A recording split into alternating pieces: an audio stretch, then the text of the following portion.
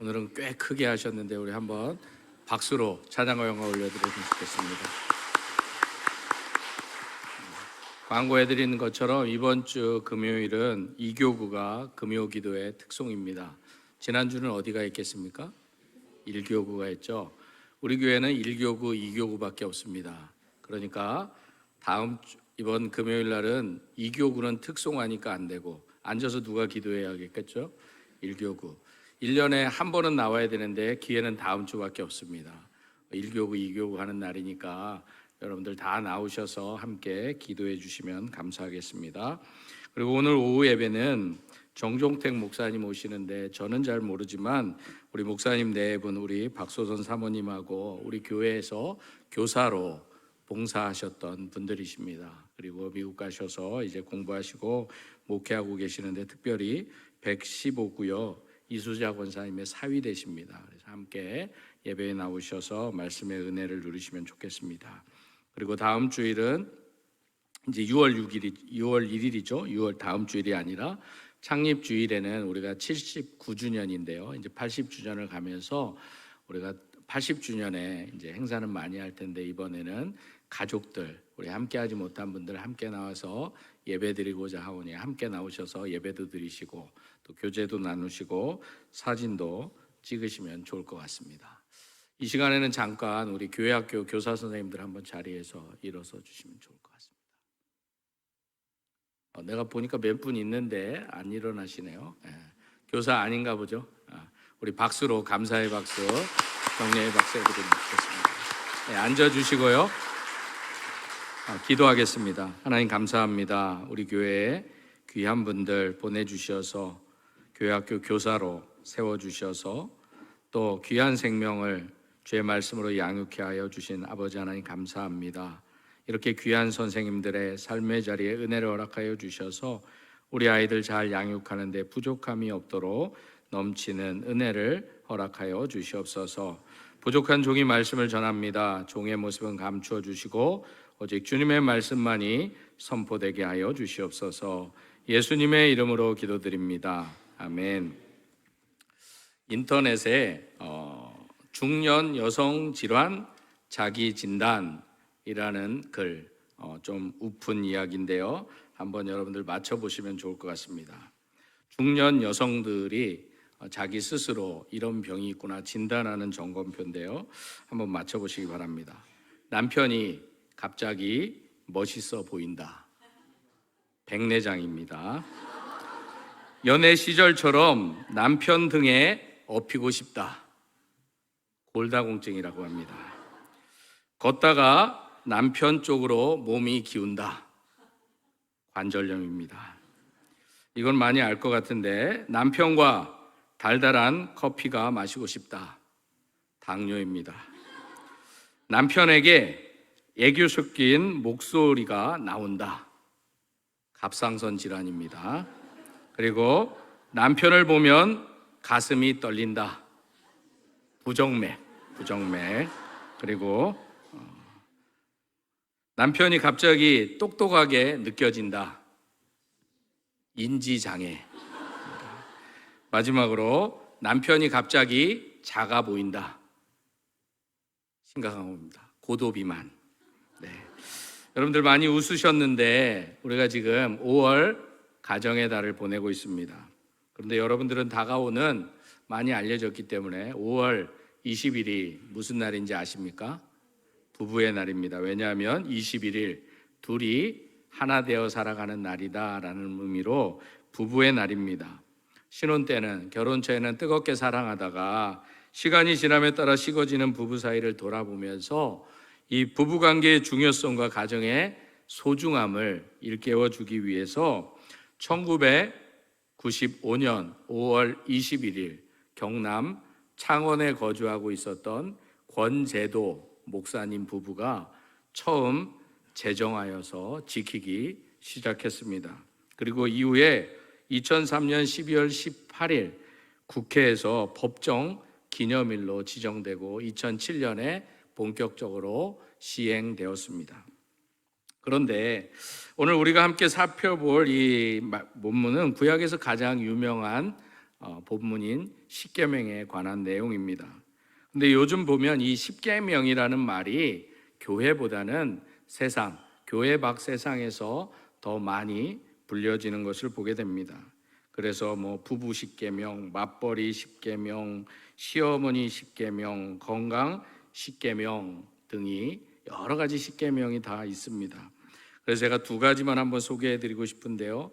저도 부부 학교에 할 때 했던 십계명인데 부부 십계명에 이런 말이 있습니다. 여러분들이 한번 보면서 나는 저것 중에 과반수는 넘는지 한번 여러분들이 보시면 좋겠습니다. 두 사람이 동시에 화를 내지 말라. 화가 났을 때 큰 소리를 내지 말라. 눈은 허물을 보지 말고 입은 실수를 말하지 말라. 아내나 남편을 다른 사람과 비교하지 말라. 아픈 곳을 긁지 말라. 화를 품고 침상에 들어가지 말라. 처음 사랑을 잊지 말라. 갈등이 있어도 결코 담념치 말라. 숨기지 말고 정직하라. 부부는 하늘의 섭리로 맺어짐을 믿자. 여러분들은 이 중에 몇 가지나 지금 지키며 살아가고 있습니까?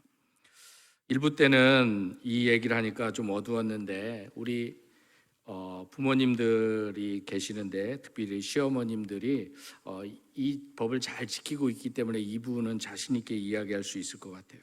시어머니 십계명도 제가 한번 읽어드리겠습니다. 아들은 며느리의 남자다. 아들네 집은 며느리 집이다. 며느리도 백년 손님이다. 아들 모시듯 며느리를 모시자. 며느리 일에 간섭하지 말자. 며느리를 가르치려 하지 말자. 유산을 미리 주자. 며느리 친정 갈 때 눈치 주지 말자. 효부는 시어머니 하기 나름이다. 내가 잘해야 아들이 행복하다. 웃긴 이야기이긴 하지만 오늘날 이렇게 많은 십계명들이 곳곳에서 쏟아져 나오고 있습니다. 그런데 오히려 교회는 십계명에 대해서 중요하게 여기지도 않고 이런 계명이 있다라는 정도로 말씀을 전하고 넘어가려는 경우가 있습니다. 그러나 교회사적으로 볼 때 십계명은 주기도문과 사도신경과 함께 성도들이 배우고 익혀야 할 중요한 내용 중에 한 가지입니다. 그래서 종교개혁가 칼빈과 같은 사람은 예배 가운데 주기도문과 사도신경만 낭독한 것이 아니라 십계명을 함께 노래하는 순서를 예배 시간에 가지기도 했습니다. 그래서 청교도 복음주의자 신학자인 제임스 패커도 십계명에 대해서 이렇게 설명합니다. 우리 인생의 청사진이 십계명에 나타나 있다. 하나님은 이 십계명을 기원전 약 14세기에 시내산에서 모세를 통해 유대인에게 주셨다. 과거 그들은 십계명을 분명한 윤리 안내서로 생각했다. 그런 생각은 옳았다. 오늘의 세계는 심지어 오늘의 교회는 대체로 십계명을 잊었다. 그것은 어리석은 일이자 대단한 손실이다. 왜냐하면 우리에게 필요한 지혜가 여기에 덩어리째 들어있기 때문이다. 그러면서 이 제임스 패커는 십계명을 하나님의 언약의 설명서다라는 표현까지 쓰면서 다음과 같이 설명해 나갑니다. 자동차를 빗대어 볼 때 우리 또한 훌륭하게 만들어졌다. 우리의 육체는 복잡하지만 마음과 영혼은 훨씬 더 복잡하다. 우리에게도 창조자의 사용 설명서, 즉 어떻게 살아가야 하는지 그 방법을 요약한 설명서가 있다.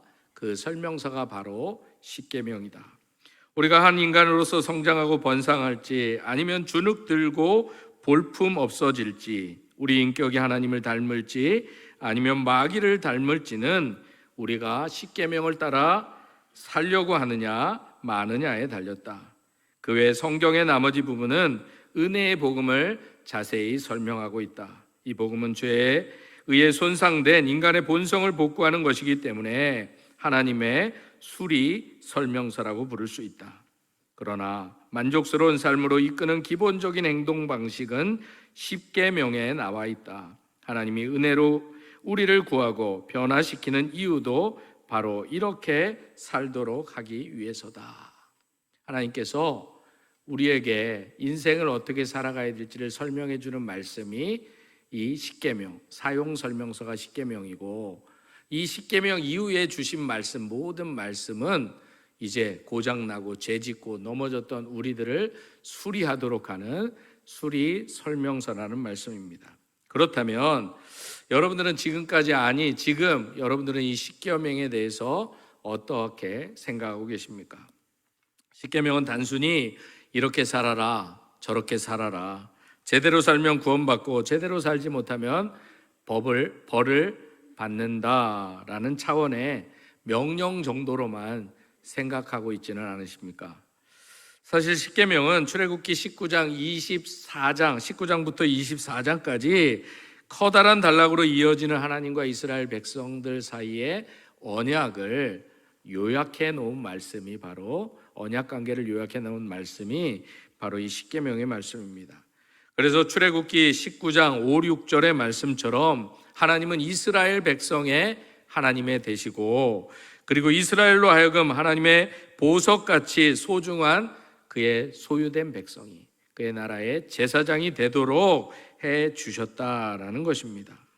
그런데 이런 관계를 형성하는 것도 귀하고 중요하지만 더 중요한 것은 이 귀한 관계를 우리가 어떻게 유지하고 관리해 나가느냐가 더 중요하다는 것입니다. 그래서 십계명은 제임스 패커의 말처럼 하나님과의 언약 관계를 계속적으로 잘 유지하기 위해서 하나님께서 의도하시는, 바로 우리가 하나님의 백성으로서 살아가도록, 그리고 하나님과의 언약의 관계를 잘 유지하도록 자세하게 친절하게 설명해 놓은 신앙의 사용 설명서라고 볼 수 있습니다.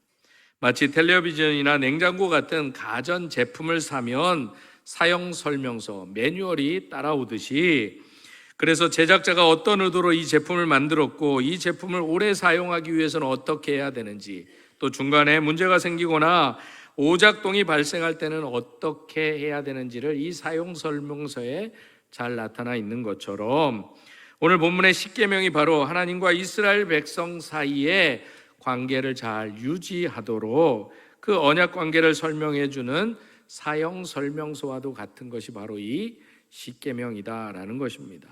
그런데 예수님께서도 누가복음 6장 6절에 보면 너희는 나를 불러 주여 주여 하면서 어찌하여 내가 말하는 것을 행하지 아니하느냐라고 물었습니다. 가르쳐 주신 대로 행하지 않는 삶을 살아가는 자들에게 행하는 믿음의 삶을 살라는 주님의 말씀입니다.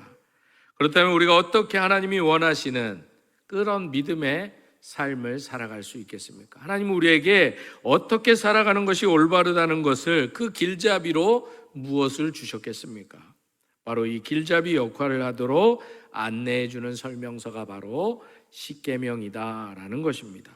그런데 예수님 당시뿐만 아니라 요즘 많은 사람들이 이 십계명을 알려고도 따르려고도 지키려고도 잘 하지 않는 경향이 있습니다.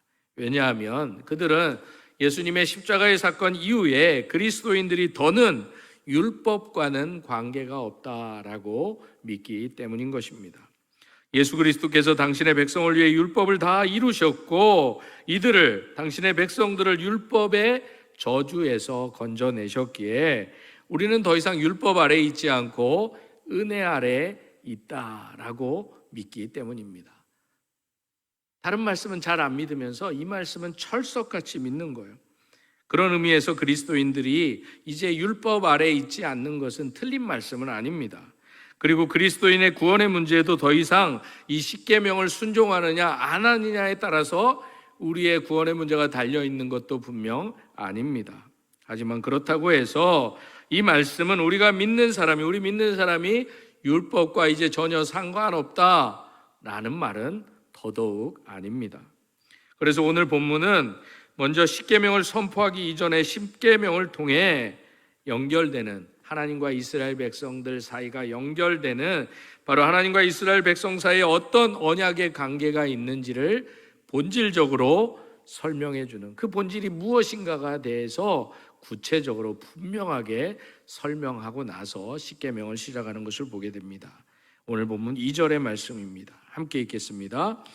나는 너를 애굽 땅 종되었던 집에서 인도하여 낸 내 하나님 여호와니라. 이 말씀은 십계명의 서문으로 하나님과 이스라엘의 언약 관계의 출발점이 어디였는지를 분명히 보여주는 말씀입니다. 그래서 먼저 하나님께서 이스라엘에게 베푸신 은혜를 밝히고 있는데 그 은혜가 뭐냐? 하나님은 이스라엘을 애굽 땅 종되었던 곳에서 구원해 내셨다는 것입니다. 이처럼 하나님께서 이스라엘에게 율법을 주신 시점은 바로 이스라엘을 애굽에서 건져내신 뒤였다는 것입니다.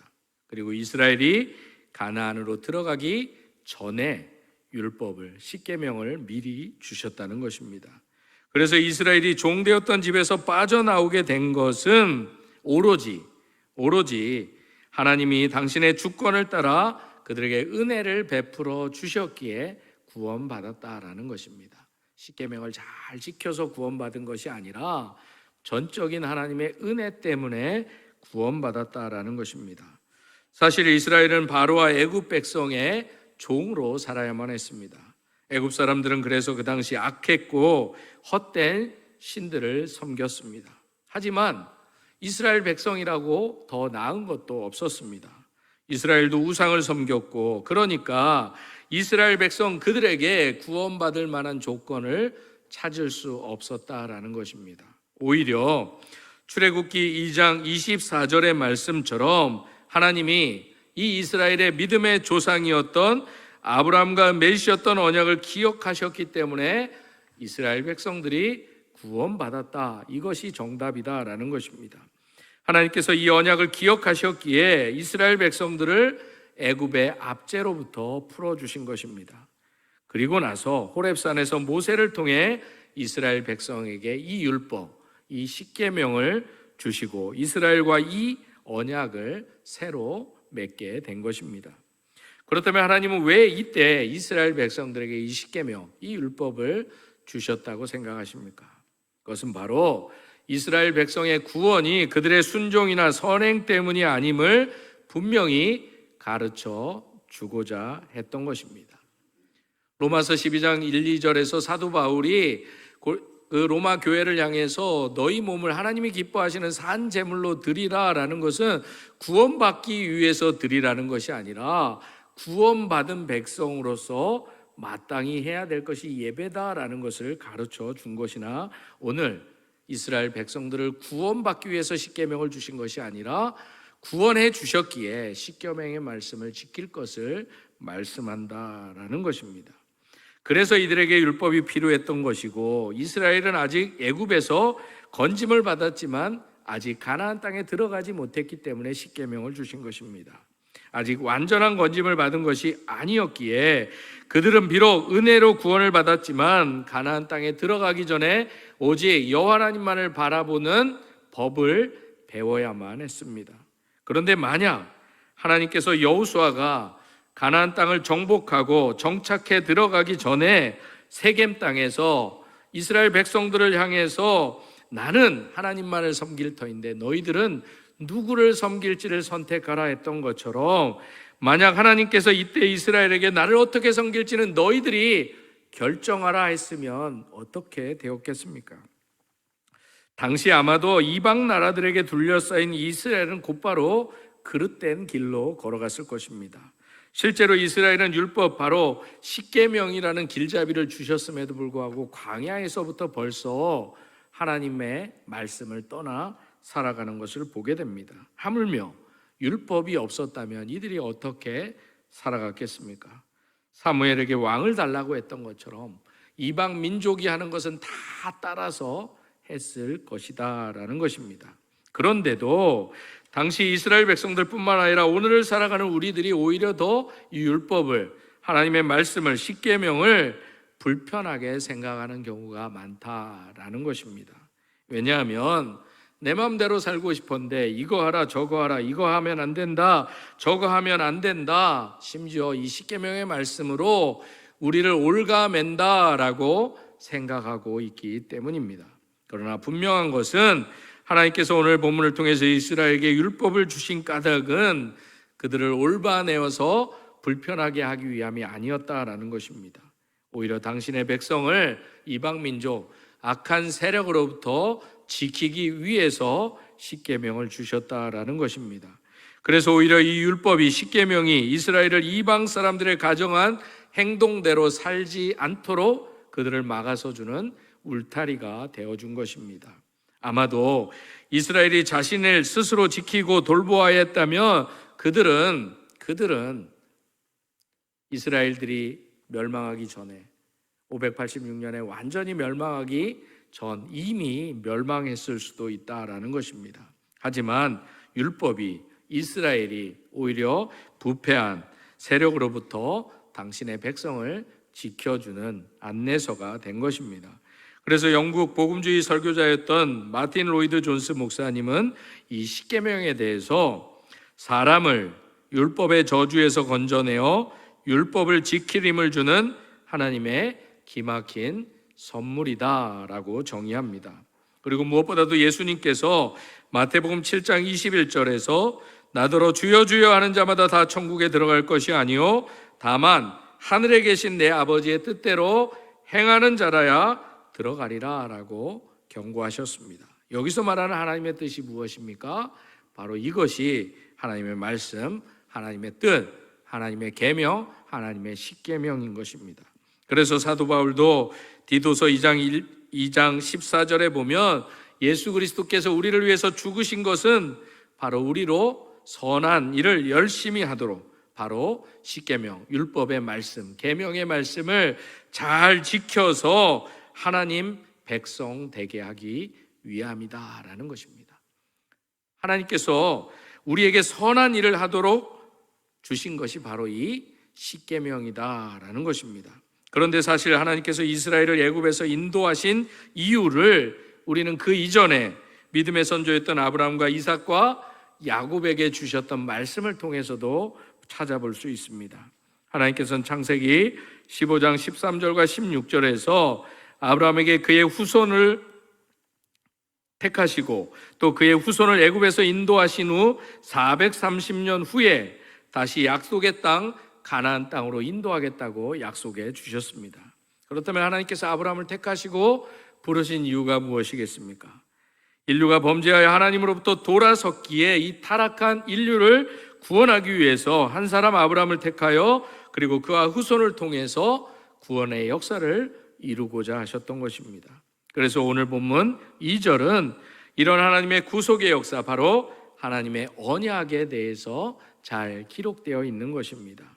그리고 무엇보다도 이 말씀 속에서 하나님께서는 이스라엘을 종, 즉 노예 상태 가운데서 구원하셨다는 이 사실을 통해서 이 십계명이 이스라엘의 구원을 위해 주어진 것이 아님을 다시금 분명히 하고자 하신 것입니다. 다시 말해 십계명을 잘 지켜야 구원받는 것이 아니라는 것입니다. 구원은 그렇게 해서 이룰 수 있는 것이 아니기에 십계명은 구원의 조건이 아니다라는 것입니다. 구원은 이미 하나님께서 우리에게 은혜로 주신 것입니다. 따라서 십계명은 구원의 조건이 아니라 구원받은 백성이 하나님의 크신 은혜에 감사해서 언약의 백성으로서의 관계를 신실하게 유지하기 위한 우리의 반응이다라는 것입니다. 만약 우리도 누군가에게 은혜를 입었다면 그 은혜를 알고 이에 대한 반응을 보이는 것이 당연할 것입니다. 마찬가지로 하나님의 큰 은혜를 아는 언약 백성답게 살아가도록 주신 것이 바로 이 십계명이다라는 것입니다. 그런데도 우리가 왜 이 십계명을 어렵고 또 무겁게 느껴지는 이유가 무엇이겠습니까? 그것은 아마도 이 십계명 뒤에 있는 이 명자, 이 명이라는 단어 때문일 것 같습니다. 바로 명을 명령으로 생각하기 때문에 무겁고 차갑고 그리고 어렵다고 느껴진다라는 것입니다. 그래서 왠지 하지 않으면 안 될 것 같고 무조건 해야 될 것 같고 이런 느낌이 십계명을 통해서 우리가 받는 느낌이다라는 것입니다. 그런데 사실 이 십계명은 명령의 의미보다 앞에서도 말씀드렸던 것처럼 하나님과의 언약 관계를 잘 유지하기 위한 안내, 설명서다. 사용 설명서에 더 가깝다고 볼 수 있습니다. 그래서 오늘 본문에서도 이후에 등장하는 이 20장의 말씀을 통해서 10가지 이 십계명의 언약의 말씀을 설명하면서 조목조목 자세히 설명하면서 십계명이라는 단어는 사용하지 않고 있습니다. 오히려 출애굽기 34장 28절 말씀에 이 십계명이라는 단어가 처음 나옵니다. 여기에서 십계명이라는 단어가 처음 사용되어지는데 이 십계명이라는 단어는 히브리어로 하세레트 핫데바림이라는 단어입니다. 그리고 라틴어를 거쳐서 헬라어로 번역한 72년 성경에는 데카로구스라는 뜻입니다. 우리가 영어로 데카로스, 데카로그라고 얘기하는데 바로 데카는 10개, 로고스, 말씀. 그래서 10가지 말씀이라는 뜻이 십계명이다라는 거예요. 10가지 명령이 아니라 10가지 말씀. 그게 아니냐 이렇게 생각하는데 언어적으로 보면 분명히 다르다라는 것입니다. 그런데 구약에서 이 십계명이라는 표현이 이곳 말고 다른 두 곳, 바로 신명기 4장 13절과 신명기 10장 4절에도 기록이 되어 있습니다.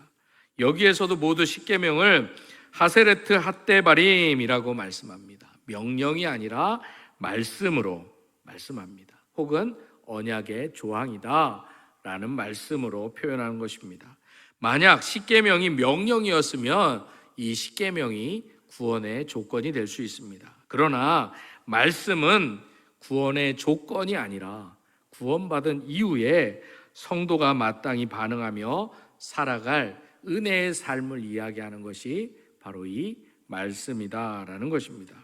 그래서 이것에 대해서 앞에서 이야기했던 제임스 패커는 명령이라는 표현과 함께 이 십계명에 대해서 이렇게 또 설명합니다. 십계명의 각 조항은 하나님이 사랑하고 구원한 사람들에게 하신 명령이기 때문에 모두 나와 너의 관점으로 되어 있다. 나 여호와는 너를 애굽에서 인도해낸 하나님이니 너는 이것을 하라 또는 하지 말라. 이처럼 십계명은 인간의 삶을 향한 하나님의 생각을 구체화한 10가지 명령이며 하나님의 은혜로 이미 얻은 구속의 관계를 유지하는 수단으로 주신 것이다. 하나님은 시내산의 유대인들에게 주신 그대로 오늘의 그리스도인들에게도 이 십계명을 주신다. 이 명령을 지킨다는 것은 하나님을 감동시켜서 우리에게 무언가 베풀어 주시도록 하기 위해서가 아니다. 그분의 사랑에 감사하여 인격적으로 반응하기 위해서다. 그래서 하나님께서는 이스라엘에게 베푸신 이 구원의 은혜를 오늘 본문에서 이스라엘을 종되었던 집에서 구원하셨다라고 말씀하신 것입니다. 그리고 하나님 자신을 내 하나님 여호와라라고 소개합니다. 그런데 우리가 이 본문에서 두 문장, 바로 나는 여호와라라는 이 표현과 내 하나님, 나는 내 하나님 곧 너의 하나님이다, 이 표현을 주목해 볼 필요가 있습니다. 왜냐하면 하나님이 어떤 분이시고 어떤 일을 하셨는지에 따라서 우리가 그분의 백성답게 어떻게 살아가야 될지를 알기 때문입니다. 먼저 나는 여호와라라는 표현을 보면 하나님께서는 이 십계명, 바로 이 데칼로그의 말씀을 하시면서 자기의 이름을 내걸고 하십니다. 내 이름을 걸고 말씀을 전해주신다라는 것입니다. 성경에 보면 하나님께서 자기의 이름을 걸고 말씀하실 때가 참 많습니다. 특별히 출애굽기 6장 2절과 8절에서 하나님께서는 모세를 불러 믿음의 선조들에게 하셨던 언약을 성취하시겠다고 하실 때 자기 이름을 무려 이 본문에서 3번씩이나 나는 여호와라, 나는 여호와라 이렇게 말씀하십니다. 이 말씀을 통해서 이스라엘에게 하셨던 언약을 나는 반드시 성취한다. 내 이름을 걸고 내가 약속한다. 이렇게 말씀하십니다.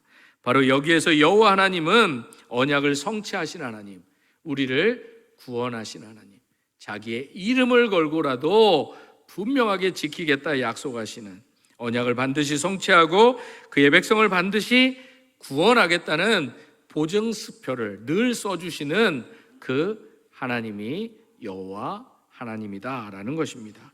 그런데 하나님께서는 또한 내 하나님 여호와다라고 자신을 소개합니다. 나는 여호와다 이렇게 했다가 또 하나님은 나는 너의 하나님이다, 너의 하나님 여호와라 라는 표현도 쓰십니다. 하나님께서 이스라엘 백성들에게 갑자기 나타나서 내가 네 하나님이다 이렇게 말씀하신 것이 사실 아닙니다. 하나님께서는 이미 이스라엘을 위해 자신을 내주며 헌신하셨던 분이십니다. 그래서 그렇게 자신을 표현하실 수 있었습니다. 왜냐하면 하나님께서는 이스라엘을 애굽의 종되었던 곳에서 건져낼 때부터 이미 놀라운 기적과 능력을 이스라엘 백성들에게 베풀어 주셨다라는 것입니다. 그래서 하나님께서 십계명을 주시면서 자신을 이렇게 소개한 데는 다 이유가 있었다라는 것입니다. 그것은 바로 이스라엘 백성들로 하여금 애굽의 종되었다가 구원받은 은혜의 백성임을 잊지 말라라는 것입니다. 오늘을 살아가는 우리들에게도 너희들이 종되었던, 제 종되었던 것을 잊지 말라고 주신 것이지 이거 안 지키면 너 구원 못 받아 이렇게 주신 말씀은 분명히 아니다라는 것입니다. 그래서 신명기 6장 12절 말씀처럼 너는 조심하여 너를 애굽 땅 종되었던 집에서 인도해내신 여호와를 잊지 말라고 말씀하신 것입니다. 그리고 더 나아가 신명기 6장 20절과 24절에서는 출애굽을 경험한 세대뿐만 아니라 그들의 자녀와 그들의 후손들에게도 이 사실을 잊지 않도록 하라고 말씀하십니다. 종에서 구원받은 자들이라는 사실을 잊지 말고 끊임없이 기억하도록, 그것이 바로 이스라엘 백성들에게 하나님께서 십계명을 주신 것입니다. 우리에게 말씀을 주신 이유도 이거다라는 거예요. 우리가 죄로 인해서 죽었던 자임을 잊지 말라고 말씀을 주셨다는 것입니다. 그래서 예수님께서도 마태복음 5장 17절과 18절에서 이렇게 말씀하십니다. 함께 읽겠습니다. 내가 율법이나 선지자를 폐하러 온 줄로 생각하지 말라. 폐하러 온 것이 아니요 완전하게 하려 함이라. 진실로 너에게 이르노니 천지가 없어지기 전에는 율법의 1.1획도 결코 없어지지 아니하고 다 이루리라. 율법이 예수님 이전에 다 사라지는 말씀이 아니라는 거예요.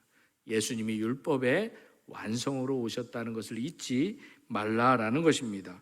그래서 더 나아가 마태복음 5장 21절과 30절까지 예수님께서는 십계명이 금하는 그릇된 행동뿐만 아니라 그릇된 태도까지 자세히 설명하면서 이를 하지 못하도록 못을 꽝꽝 박아가면서 말씀을 전해주십니다. 그리고 무엇보다도 예수님은 마태복음 22장 37절과 40절에서 이 십계명을 10개는 너무 힘들어서 그러셨는지 모르지만 십계명을 하나님 사랑, 이웃 사랑 이 두 계명으로 요약해서 세 계명으로 주십니다. 그래서 예수님께서는 예수 그리스도의 십자가의 은혜로 구원받은 새 백성에게 그리고 부름받은 우리들에게 마태복음 6장 33절에서 이렇게 말씀하십니다. 함께 읽겠습니다. 그런즉 너희는 먼저 그의 나라와 그의 의를 구하라. 그리하면 이 모든 것을 너희에게 더하시리라. 만약 우리가 예수 믿는 자라면, 언약 백성이라고 믿고 고백한다면 우리들도 주님처럼 십계명에 담긴 의미와 영적 가치를 소중히 여기며 지키는 삶을 살아내라라는 말씀입니다. 무엇보다도 구원받은 백성의 감격을 잊지 말고 자신의 생명을 기꺼이 내어주신 예수님을 나의 주, 나의 하나님으로 고백하며 주님께서 약속하여 주신 또한 새 계명으로 주신 바로 이 하나님 사랑, 이웃 사랑의 이 말씀을 놓치지 말고 지키며 살라는 말씀이기도 합니다. 그런 의미로 우리 옆에 분과 이렇게 인사합시다. 주님의 사랑으로 당신을 끝까지 사랑하겠습니다. 이 하나님의 사랑, 이 하나님의 이웃 사랑을 단순히 무겁고 힘든 말씀으로 받아들이지 말고 나를 구원하여 주신 주님, 주님의 그 놀라운 은혜를 감사함으로 지켜내는 그런 성도가 되라고 주님께서 우리에게 말씀을 주신 것입니다. 그리고 그런 성도들이 먼저 그의 나라와 그의 의를 먼저 구한 자들이 이 모든 것을 더하여 주시는 하나님의 놀라운 은혜를 날마다 경험하고 누리며 살라고 이 말씀을 주신 것입니다. 바라기는 이 십계명의 말씀들이 우리를 힘들게 하고 어렵게 하는 말씀이 되지 않기를 소망합니다. 우리가 구원받은 백성임을 나타내 보이는 말씀이 되기를 소망합니다. 여러분들의 삶을 통해서 이 십계명의 말씀들이 나타내 보여지는 축복의 말씀들이 되시기를 주님의 이름으로 축복합니다. 그런 의미로 십계명의 말씀을 다 함께 읽고 설교를 마치고자 합니다. 제가 1 그러면 하시면 되겠습니다. 1, 2, 3,